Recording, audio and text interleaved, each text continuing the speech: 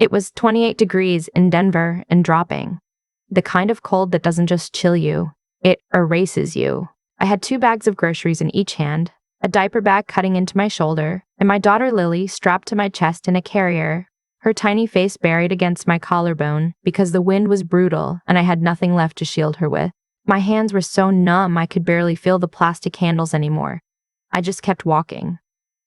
One foot, then the other, through the parking lot of the grocery store toward the bus stop I hadn't used in 2 years, because my car was gone. Not stolen. Not in the shop. Gone. Because my mother-in-law, Diane, had taken my keys off the hook by the front door that morning, pressed them into my sister-in-law Brooke's hand, and said, "Brooke has a listing to show in Cherry Creek. She needs something professional." And my husband, Marcus, had stood there in the kitchen holding his coffee mug and said nothing. Not one word. Before I tell you exactly what I discovered about who actually owns the Cherry Creek condo, Brooke was about to drop a comment and let me know where you're watching from and what time it is for you right now. I want to see how far this story reaches. I made it 4 blocks before my phone buzzed inside my coat pocket.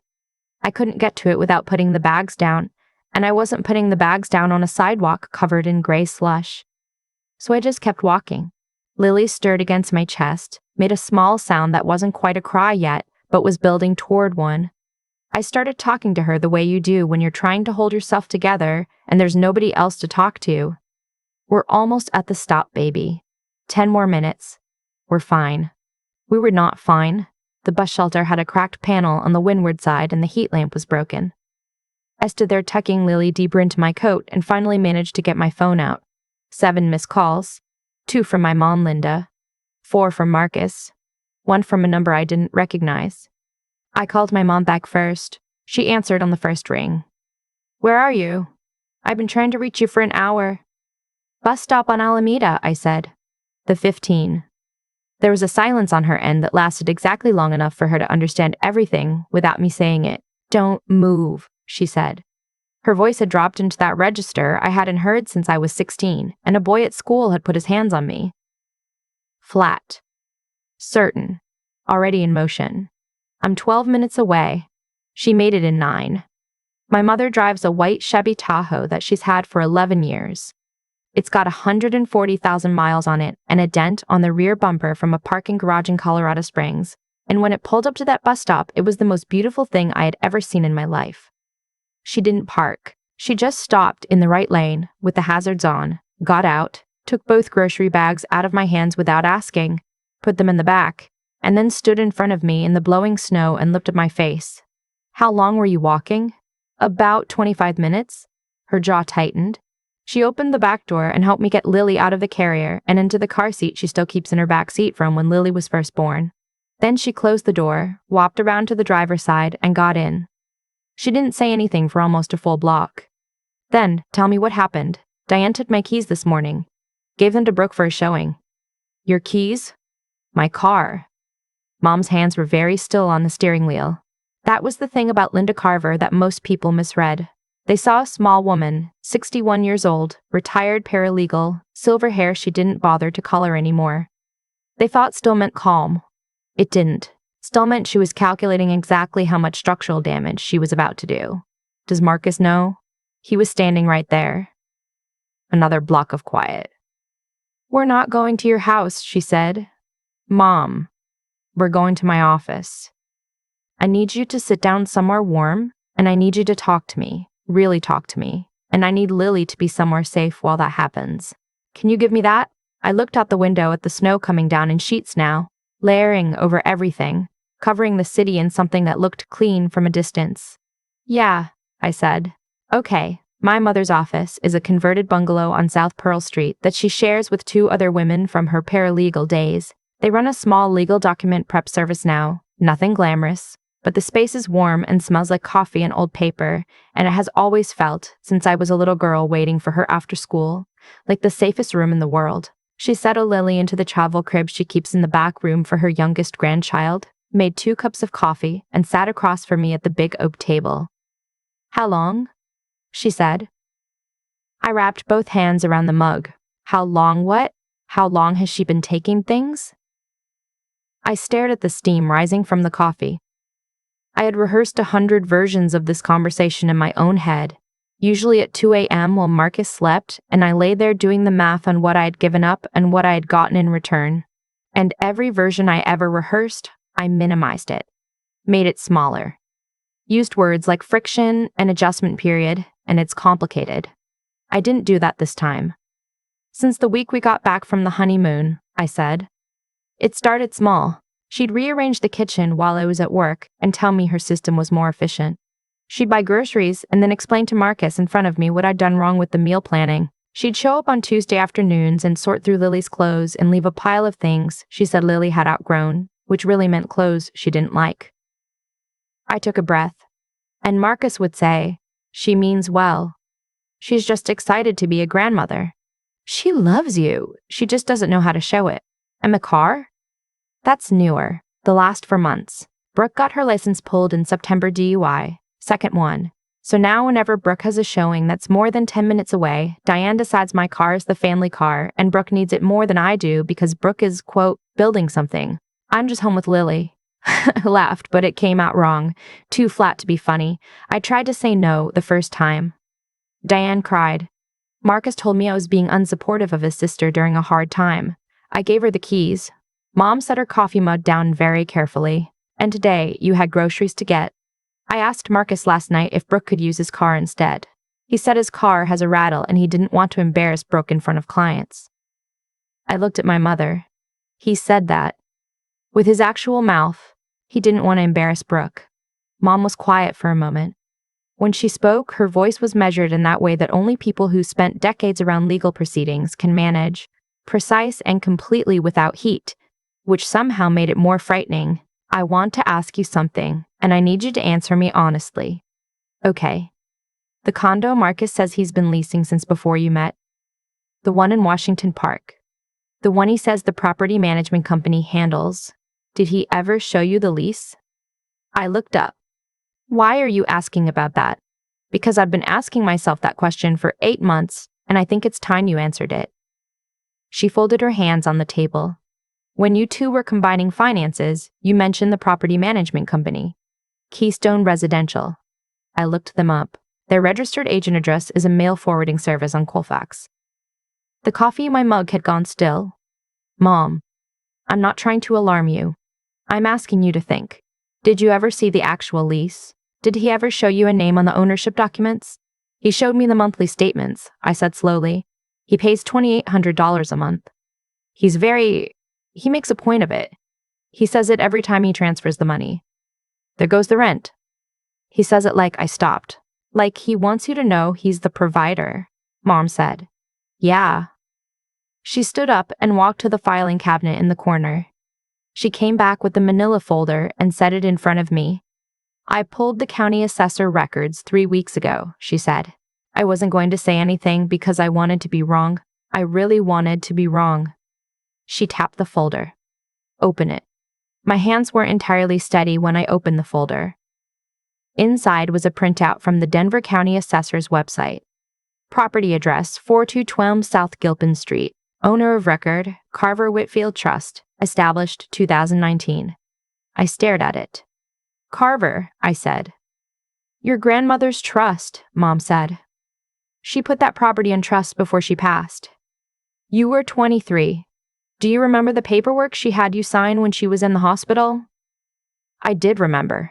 I remembered sitting in a beige hospital room with fluorescent lights while a man in a gray suit explained something about a revocable trust and a successor beneficiary, and I had signed where he pointed because my grandmother was 3 feet away and I was too busy trying not to cry to process what any of it meant.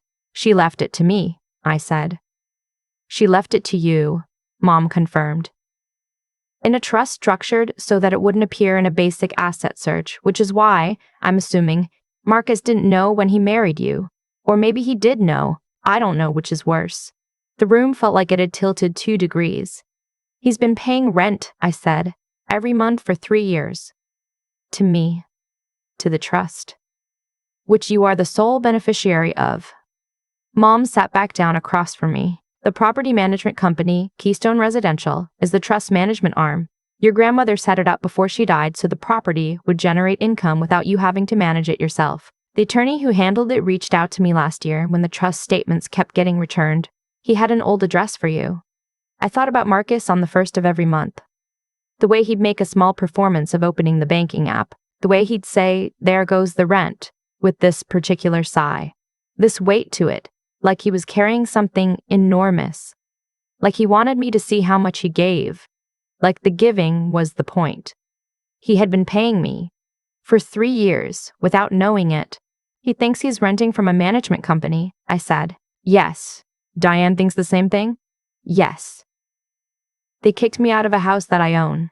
My mother looked at me across the oak table with an expression that was not quite sadness and not quite anger, but lived in the exact space between them. Yes, she said. They did. My phone started buzzing again on the table between us. Marcus. I watched it vibrate through 2 full rings, then it went to voicemail and immediately started again. On the 3rd call, I put it face down. Then it started buzzing differently. Text messages. I turned it back over. Where are you? Diane is upset. She says you left without telling anyone. Lily needs her afternoon nap. Why isn't she home? I don't know what you want from me. Mom was trying to help Brooke. This is not that serious. If you're doing this to make a point, you've made it. Come home. Then a voicemail. I put it on speaker. Natalie. His voice had that tone, the one that was meant to sound patient, but was actually just controlled irritation, wearing patience as a costume. I need you to stop whatever this is and come home. My mother is here and she's very upset by the way you left this morning. Brooke said you didn't even say goodbye, you just walked out. That was rude. We can talk about the car situation like adults when you get home, but right now I need you to put Lily down for her nap and start dinner because Mom is staying for dinner and I already told her you were making the chicken. So, come home? The voicemail ended. The office was quiet. Lily made a small sound from the back room, one of the sleep sounds she makes when she's deep under, and then went quiet again. Mom was watching me. Check the joint account, she said. Her voice was very careful. Why? Because when Diane sees trouble coming, she moves money. I've watched it happen twice with Marcus's family before you were in the picture. It's a pattern. She reached across and squeezed my hand once, hard. Check it now, while we're sitting here. My hands were steadier than I expected when I opened the banking app. Joint checking. The account we use for groceries, utilities, Lily's things. I had put $2,400 in it 9 days ago for my freelance contract payment. The balance was $114. I didn't make a sound. I just turned the phone so my mother could see the screen. She looked at it for a long moment. Then she stood up, walked to the window, stood with her back to me for a few seconds, and came back. Transaction history, she said. I clicked through. Yesterday at 4:17 p.m., transfer to external account, $2,286. The memo field said, household expenses. She has transfer access? Mom asked. Marcus added her to the account 8 months ago. He said it was so she could pay for things when she came over and I wasn't home. He said it would make things easier. I set the phone down. I said I wasn't comfortable with it, and he said I was making his mother feel unwelcome. Mom pressed her lips together. Keep going, she said. Check everything. I opened my credit monitoring app. I hadn't looked at it in 3 weeks because I'd been meaning to cancel the subscription and kept forgetting. There was a notification dated 5 days ago. New inquiry on your credit file. Hard pull. Lender. Summit Home Financial. And below it, new account opened. Summit Home Financial. Home equity line of credit. Credit limit, $90,000. Current balance drawn, $47,500. The billing address was Diane's house in Lakewood. I read it twice. Then I read it a third time because the first 2 times didn't produce any result that made sense. Mom. My voice came out smaller than I intended. There's a home equity line of credit opened against the Washington Park property, in my name, with $47,000 already drawn. She came around the table to look at the screen. Her face went very still. When? 5 days ago. And the billing address. Diane's house. She straightened up slowly. When she turned to look at me, the legal document for pet service version of my mother had completely exited the building. What was standing in front of me was the woman who had raised me alone for 6 years after my father left, who had worked 50-hour weeks as a paralegal while going to night classes, who had taught me that paperwork was power and silence was a choice. "That's not a family overstepping," she said. "That is bank fraud. That is identity theft. That is a federal crime, Natalie." I looked at the number on the screen. $47,500. I thought about Diane at my kitchen table, laughing with Brooke over fabric samples. I thought about the way she'd touched my things, my car, my kitchen, my account, my name, with such complete ease, as if they'd always been hers, and I was just the woman temporarily inconveniencing her by being married to her son. They hadn't just taken my car. They had taken everything they could reach, and they had done it while I was walking through a snowstorm carrying my daughter and my groceries on a broken bus line. The tears came for about 90 seconds. Then they stopped. What came after them was not sadness. It was not anger exactly. It was something colder and more precise than anger, like the moment a knot you've been working at for hours suddenly gives way and the rope is free and you know exactly what to do with it. "I need to make 2 phone calls," I said. "I know," Mom said. "I'll make the coffee." The first call was to the non-emergency line for Denver PD. The second call was to the attorney who had handled my grandmother's trust, whose number my mother pulled from the manila folder with the efficiency of someone who had been waiting to make exactly this call for several months. His name was Gerald Park. He sounded surprised to hear from me, and then, as I explained the situation in the flattest, most factual voice I could manage, progressively less surprised and progressively more focused. "The HELOC was opened against property held in your trust," he said. "Without your authorization." "Correct." "Using your name and social security number." "Yes." "And the funds have been drawn to an address belonging to your mother-in-law." "Yes." There was a pause. "Ms. Whitfield," he said, "I'm going to need you to come into my office tomorrow morning. Tonight, do not go back to that property. Let the police report process." And a brief pause. "As the sole trustee and beneficiary of the Carver Whitfield Trust, you have full authority over the Washington Park property, including tenancy decisions." I looked at my mother across the oak table. "What does that mean in practical terms?" I said. "It means," Gerald Park said carefully, "that the lease signed 3 years ago between Keystone Residential and one Marcus Whitfield contains a standard clause, Section 19, subparagraph C, that permits immediate termination of tenancy in the event that the tenant or any member of the tenant's household commits fraud, identity theft, or any criminal act against the property owner." He paused. "I drafted that clause myself." After I hung up, my phone lit up again. Not Marcus, this time. A group text. Marcus, Diane, and Brooke. Diane, Natalie. "I owe you an apology for this morning. Why don't you come home so we can talk about this like family?" Brooke, "I appreciate you letting me use the car. I know it was a lot to ask." Marcus, "See? Everyone is willing to move forward. Just come home." Then, 30 seconds later, just for Marcus, Diane says if you're not home in an hour, she's not sure she can continue to support our marriage. "I don't want to have to choose. Please don't make me choose." I set the phone down. Mom put a fresh cup of coffee in front of me and read the screen from across the table. She said nothing for a moment. Then, "He's going to change the locks. He already texted that he was calling a locksmith. He's going to change the locks on a property he has been unknowingly renting from you for 3 years. She pulled the manila folder back toward her and opened it. "Let me show you something else Gerald will confirm tomorrow." She pulled out a second page. It was a copy of the lease Marcus had signed with Keystone Residential. Her finger landed on a paragraph near the bottom of the second page. "The tenant shall not alter, change, rekey, or restrict access to any lock, door, or entry point of the property without prior written consent of the property manager. Violation of this clause constitutes grounds for immediate lease termination and will be treated as unlawful exclusion of the property owner. If he changes those locks tonight," Mom said, "he has violated the lease in addition to everything else. So let him." She looked at me. "Let him change the locks," I said. "Let him lock me out of my own house. Give him the hour." I picked up my coffee. I want it on the record. We waited. At 8:14 p.m., Marcus texted, "Locksmith is here. Last chance." At 8:51 p.m., he texted, "Dawn. The house is secure. When you're ready to come home and apologize to my mother, let me know." At 9:03 p.m., I called Gerald Park's emergency line.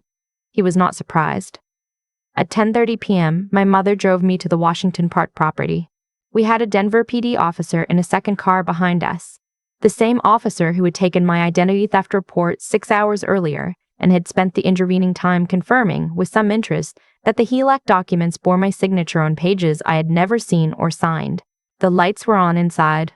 Through the front window, I could see Diane on my couch, with a glass of wine, her shoes off, her feet on my coffee table. Brooke was beside her, scrawling her phone. Marcus was in the kitchen. I could see him through the pass-through, standing at the counter with his laptop. They looked comfortable. They looked like people who had won. Mom handed me the folder. I had a key. Not the one from the front hook that Diane had given to Brooke that morning. The master key that Gerald Park had couriered to my mother's office at 7 p.m. The one that Keystone Residential's property management contractor had cut from the original trust documentation. The one that existed precisely because I was the owner, and owners always have a master. The new lock turned with a small, clean click. I walked in without knocking. The room stopped. Diane's wine glass paused halfway to her mouth. Brooke looked up from her phone. Marcus stepped out from the kitchen with an expression that moved through confusion, irritation, and then something I had never seen on his face before. A flicker of uncertainty, like a man who has just noticed that the floor he is standing on might not be the floor he thought it was. "How did you get in?" he said. "I had the locks changed." "I know," I said. "That's actually helpful, thank you." I set the folder on the coffee table in front of Diane. "I'm your landlord." Silence. "Excuse me?" Diane said. "Keystone Residential manages this property on behalf of the Carver Whitfield Trust. I am the sole trustee and beneficiary of that trust. This is my property. The lease Marcus signed 3 years ago is a lease with me." I opened the folder and placed the assessor's printout on top. Then the trust documents. Then the copy of the lease. Every rent check Marcus has written for 36 months has gone into a trust account that belongs to me. Marcus had gone the color of old cement. That's... He stopped. Started again. "That's not Section 19, subparagraph C," I said. I placed the police report on the table beside the deed. Immediate termination of tenancy, criminal activity, identity theft, bank fraud. The HELOC on this property opened in my name 5 days ago. I looked at Diane. The billing address was yours. Diane's composure fractured. She stood up, her wine sloshing. "I don't know what you think you know, but this is a family matter, and the officer outside has copies of everything," I said. "The credit application. The drawn funds. The account transfer from the joint account yesterday. All of it."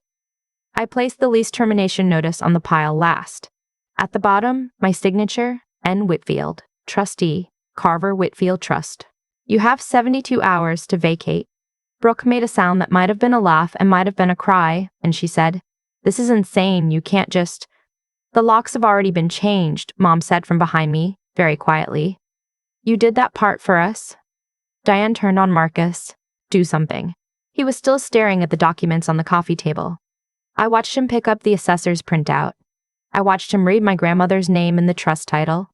I watched something move across his face, not remorse, not quite. More like the specific humiliation of a man who spent 3 years performing a role that he didn't know was already written for someone else. "Natalie," he said, "we should talk about this." "Contact my attorney," I said. "His information is on the termination notice." I picked up the folder. I left the documents on the table. I walked back to the door, past Diane, who was still standing with her empty wine glass, past Brooke, who had gone very quiet, past the walls of my grandmother's investment and my own 3-year silence. Mom was waiting by the Tahoe. The snow had slowed to something almost gentle, small flakes turning in the glow of the streetlights. "You okay?" she said. I thought about it honestly, which was maybe the first honest accounting I had done of my own state in a very long time. "I will be," I said. Lily was asleep in the back seat, one small fist curled against her cheek, oblivious to all of it. I buckled in beside her and watched the lights of the house through the window as Mom pulled away from the curb. My phone had 17 unread messages. I turned it face down on the seat beside me and didn't look at it again that night. 3 days later, the property was vacant.